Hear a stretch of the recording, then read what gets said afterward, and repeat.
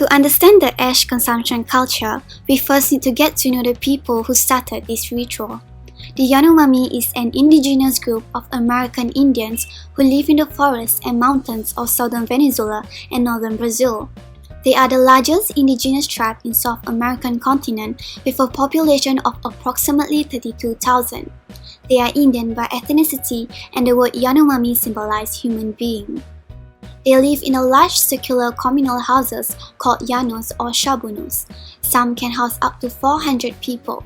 The central area is used for activities such as ritual, feasts, and games. As the rainforest is hot, they only wear a thin cord around their hips. Apart from this, they are naked. They also believe strongly in equality among people. Like most Amazonian tribes, tasks are divided between the sexes. The women tend the gardens, which account for about 80% of their food, while the men hunt for games and often use curry to poison their prey. The origin of the endocannibalism practice first started as a myth. Legend has it that this tradition was started by Parami, a leader who was greatly admired. When scarcity of food became worse, these people visited him in order to obtain food. However, when his son died, he consumed his son's ashes in plantain juice and advised others to do the same. The reason why it was mixed with plantains was because it has kept them alive. Prior to this, the tribe buried the dead bodies, but because Parami contributed so much to the society, people elected to adopt the tradition out of respect to him. However, the reason for practicing endocannibalism has changed over time, but the process remained the same. The belief that the Yanomami have about the connections between the human soul, spirits, illness, and death are all reflected in the shamanistic practices.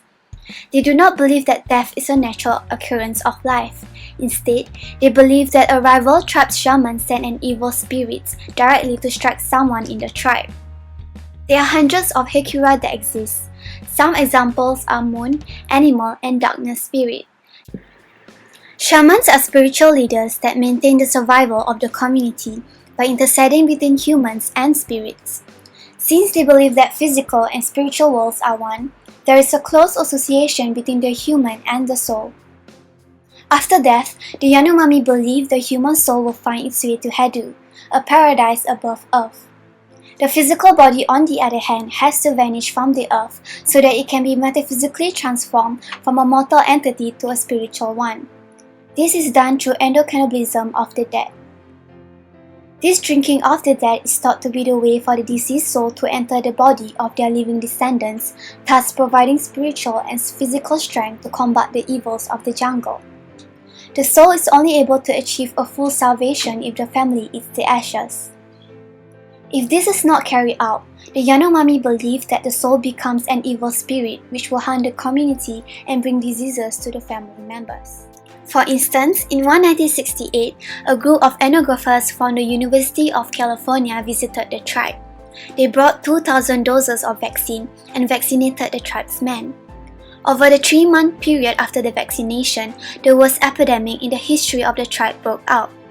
Death of their tribe members affected Yanomami in a horrible way, both emotionally and physically, due to their belief that the soul of their relative are now lost forever. Hence, the consumption of ashes is not believed to be excretion, but is believed to be a process of destruction and transformation. It is a way to make sure that the spirit of the deceased are still among them and to protect them against the evil spirit. The process of the ritual is as follows. When one of the members of the family dies, the family covers the deceased skin with juice from the fruit of a juniper. Following that, a funeral ritual will be performed with songs and poems.